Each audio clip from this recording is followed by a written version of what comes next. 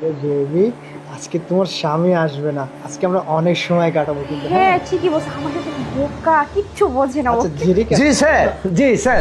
হ্যাঁ, আমি শান্তিরক্ষা বাহিনীতে আগামী 3 মাস পরে আমাকে যেতে হবে, এটা আমি শুনেছি স্যার। আরে ঠিক আছে, আমি যাব, আমাকে 3 মাসের ছুটি দিয়েছে স্যার। জি স্যার, জি জি জি।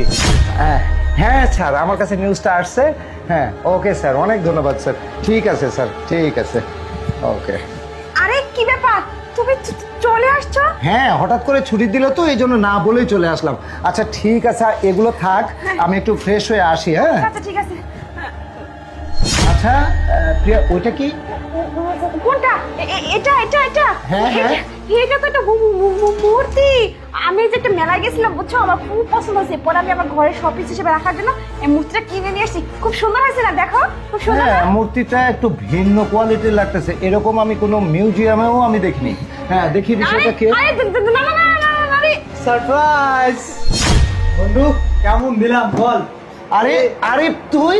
আরে বন্ধু, আমি জানি তুই আজকে বাসায় আসবি, ভাবি অনেক আগেই বলছিল তোকে সারপ্রাইজ দেওয়ার জন্যই এই প্ল্যানটা আমি আর ভাবি করছি। কেমন বলো না? হ্যাঁ হ্যাঁ হ্যাঁ আপনার আরে বাবা, মানে সেই ছোটবেলার বন্ধু তুই, আসলে ঠিক সেই আগের মতোই রয়ে গেলে। হ্যাঁ, এই যে সারপ্রাইজ দেওয়া, এই বিভিন্ন কিছু, এই শয়তানিটা তোর গেল না। আচ্ছা বন্ধু, এক কাজ করি, গরমের মধ্যে অনেক অস্থির লাগছে, ঠিক না ভাবি? হ্যাঁ, হ্যাঁ, হ্যাঁ, আচ্ছা, ঠিক আছে। তাহলে অনেকদিন পর বাসায় আসছিস, ভাবির সাথে সময় কাটা, আমি আসি। আচ্ছা, ঠিক আছে পরে ভাবি? আসো, পরে আরে আসো। তুই কি বলছিস, খেয়ে যা। আরে কি করছো, ওকে যেতে দাও না, যা পরে আসবে আবার। চলো যাই চলো, বন্ধু, চলো, যাই চলো। আমি। আরে না দাঁড়া, এইভাবে কেন যাচ্ছিস? তুই যেমন সারপ্রাইজ দিয়েছিস, আমি তোকে সারপ্রাইজ দিব না? এইভাবে তুই বাসায় এসে এসে এইভাবে তুই আমাকে সারপ্রাইজ দিবি, এটাকে আমি মেনে নিতে পারি? হারামখোর!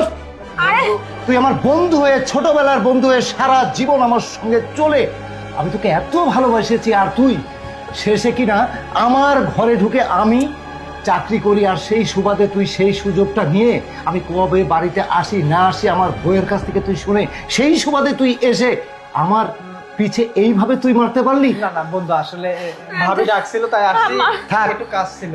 থাক থাক থাক, তোকে আর ছাপাই গাইতে হবে না, আমি তো তোর ব্যবস্থা করছি, যেহেতু আমি আর্মিতে চাকরি করি, তার ব্যবস্থা আমি করছি।